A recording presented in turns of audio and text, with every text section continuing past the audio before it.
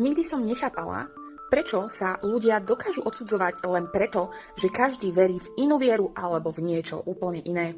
Často ako malé dieťa som počúvala od staršej generácie, ktorá riešila, kto je katolík, kto je evanjelik, kto je aký a kto podľa nich verí správne alebo nesprávne. A pritom som sa vždy zamýšľala nad tým, prečo sa toto deje. Každý človek vyrastal v inom prostredí, každý mal inú rodinu, iné skúsenosti, inú cestu a možno aj inú predstavu o Bohu, viere alebo vôbec celom duchovnom svete. Je úplne v poriadku veriť v Boha, veriť v nejakú vieru, je úplne v poriadku patriť k nejakej cirkvi. Ale keď sa zamyslíme nad tým, nie je úplne v poriadku používať vieru ako dôvod, prečo sa na niekoho pozeráš zhora.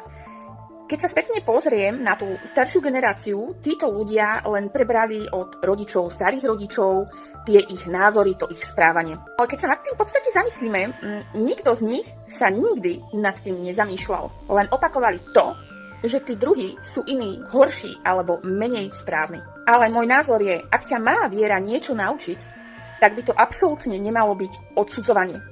Mala by ťa naučiť viac pochopenia, viac úcty a ľudskosti. Pretože je úplne jedno, ako sa tvoja viera alebo Boh volá, v ktorej veríš, ak pri nej nezabudneš byť človekom.